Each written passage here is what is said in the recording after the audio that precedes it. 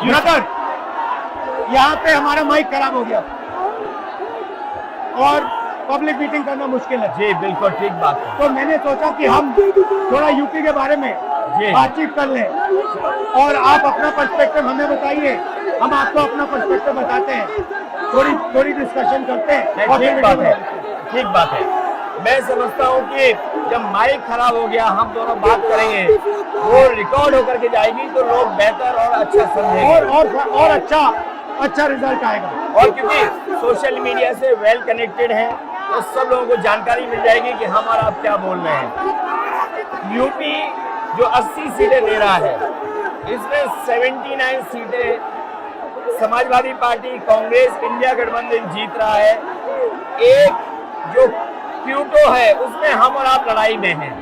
और इस बार क्यूटो नाम कैसे जापान वाला ही है ये क्यूटो, क्योंकि जो प्रधान सांसद हैं उन्हें सपना दिखाया था काशी के लोगों को कि दुनिया की सबसे बेहतर सिटी बनेगी क्यूटो। तो क्यूटो बनी नहीं बनी काशी के लोग ये तय करेंगे और फिर वोट डालेंगे। तो इस बार मन मर्जी नहीं चलनी है, मन की बात नहीं चलेगी, हमारे आपकी बात और 140 करोड़ लोगों की बात और संविधान की बात होगी।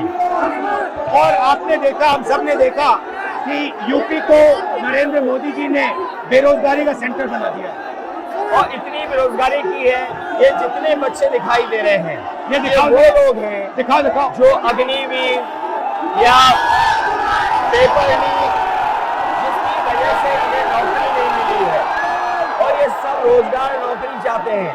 बीजेपी ने जो झूठे सपने दिखाए थे इन्वेस्टमेंट मीट के, जो झूठा सपना दिखाया था डिफेंस एक्सपो का, जो सपने बेचे थे G20 में, लेकिन इन नौजवानों को न नौकरी मिली न रोजगार मिला, आज ये खाली हाथ हैं।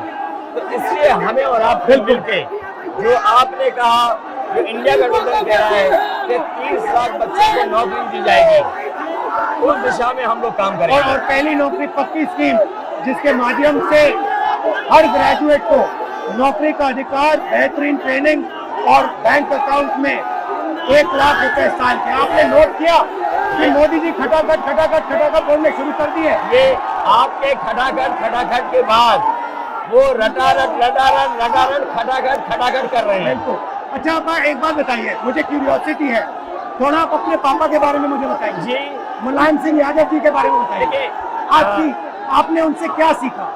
नेताजी और उनके साथ के लोग बिल्कुल जमीनी राजनीति करते रहे। हालांकि नेताजी कुश्ती, पहलवान और गांव के थे। करते हो कुश्ती? नहीं, मैं कुश्ती नहीं कर पाया जीवन में, क्योंकि मैं मिलिट्री स्कूल में चला गया तो कुश्ती नहीं कर पाया। लेकिन नेताजी इसीलिए धरती पुत्र बोले गए कि वो जमीन की बात को समझते थे। धरती पर जो लोग हैं उनकी क्या भावना है उसको लेकर के वो आगे बढ़ाना चाहते थे। और आपका इस क्षेत्र से और इस शहर से आज का लगाव नहीं है, न जाने कितने सालों पुराना लगाव है। जो इमोशनल कनेक्ट आपका इस शहर और शहर से है वो शायद और किसी राजनीतिक परिवार का नहीं होगा। तो नेताजी से उनका हार्डवर्क और अपने लक्ष्य के लिए लगातार काम करते रहना, जो गैर बराबरी की लड़ाई डॉक्टर राम मनोहर लोहिया यहीं लड़े थे।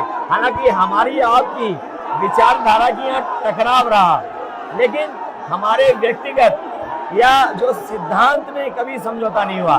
सिद्धांत को लेकर के हमने आपके साथ खड़े हुए और कई बार खड़े हुए, और आपकी भी पार्टी सिद्धांत से बहुत करीब रही समाजवादियों के। बट मुझे लगता है कि अब एक नई तरीके की पार्टनरशिप बन रही है, क्योंकि जो इस बार हमारा कोऑपरेशन है, शायद पहले ऐसा कोऑपरेशन नहीं हुआ। मतलब बिल्कुल सब जुड़ गए। सबसे अच्छा ये है कि जितना उन्होंने कहा 2 लड़कों की जोड़ी, उतना युवा आपसे, हमसे, इंडिया गठबंधन से और जुड़ गया। तो ये नेचुरल अलायंस है, और नेचुरल अलायंस इसलिए लोग महसूस कर रहे हैं कि वो चाहते हैं कि नौकरी और रोजगार मिले, नौकरी और रोजगार मिले। तो ये बड़ी भावना है कि हमसे आपसे ये यूथ कनेक्ट कर रहा है।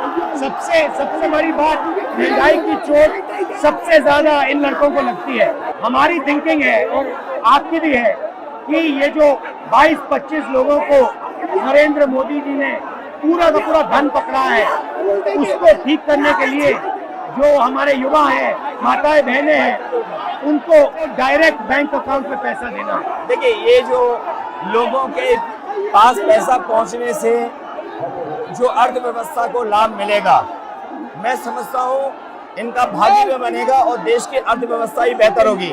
ये जरूरी स्कीम है कि इनके अकाउंट में पैसा पहुंचे, जिससे थोड़ा बहुत जीवन स्तर इनका भी अच्छा हो। नरेंद्र मोदी जी डिबेट से क्यों डरते हैं? क्योंकि वो सच का सामना नहीं करना चाहते। पूरा उनका झूठ का गुब्बारा है। वो बीजेपी और बीजेपी के लोग मन मर्जी से चलते हैं, अपनी मर्जी से चलते हैं और उनको लगता है कि डिस्कशन की कोई जरूरत नहीं है, क्योंकि वो सब कुछ जानते हैं। डेमोक्रेसी में जितना डिस्कशन होगा, जितने विचार एक दूसरे को हम सुनेंगे और एक दूसरे पे भरोसा करेंगे, उतना हमारा लोकतंत्र मजबूत होगा। ये बीजेपी के लोगों ने न केवल हमारी जान को खतरा पैदा किया है, बल्कि लोकतंत्र को भी और संविधान को भी खतरा पैदा कर रहे हैं। और इसका नतीजा दिख रहा है कि चाइना हमारी जमीन के अंदर आ गया, ये बेरोजगारी बढ़ती जा रही है, जो प्रोडक्शन होता है वो नहीं हो रहा है, और पूरा का पूरा एक्सटॉर्शन, ईडी, सीबीआई, ये लोग मतलब एक्सटॉर्ट कर रहे हैं। कई बार सुनने को मिल रहा है और सरकार स्वीकार नहीं कर रही है, लद्दाख की हमारी सीमाएं सुरक्षित हो गई, और अरुणाचल के आसपास या सीमा जो चीन से छू रही है वो बहुत असुरक्षित है। तो चीन से जहां हमारा सीमाओं का खतरा है, वहीं चीन से हमारे बाजार को भी खतरा है। तो कहीं ना कहीं हम लोगों को अपनी मैन्युफैक्चरिंग इकोनॉमी और मैन्युफैक्चरिंग इकोनॉमी को बढ़ावा देना पड़ेगा। और ये जो स्कीम्स है, पहली नौकरी पक्की और महालक्ष्मी, ये मैन्युफैक्चरिंग सिस्टम को, इकोनॉमिक सिस्टम को जंप स्टार्ट करने के तरीके हैं। ये बहुत अच्छा जंप स्टार्ट होगा। इसको अगर फोकस होकर के आईआईटी, पॉलिटेक्निक, इंजीनियरिंग कॉलेजेस को, इन सबको इकोसिस्टम में ला करके, मैं समझता हूँ युवा नौजवानों को अच्छी नौकरी और रोजगार मिल पाएगा। और हमारा लक्ष्य है कि सब, हर जात को भागीदारी मिले, स्पेस मिले, हर इंस्टीट्यूशन में, बिजनेस में, एजुकेशन के सिस्टम में।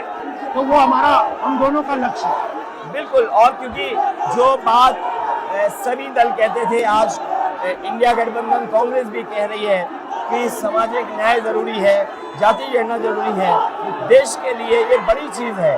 जो दुनिया में अमेरिका है, यूरोप है, अपने उन लोगों के लिए जो पीछे छूट जाते हैं, उनके लिए कुछ काम करते हैं। तो हमारा जो देश जाति के आधार पर पिछड़ा है, तो इसको आगे बढ़ाने के लिए ये बड़ी भूमिका होगी इस बार। बहुत अच्छा लगा, अच्छी बहुत मीटिंग, अच्छा रहा, बहुत अच्छी मीटिंग है। मुझे लगता है कि ये यूनिक मीटिंग है क्या?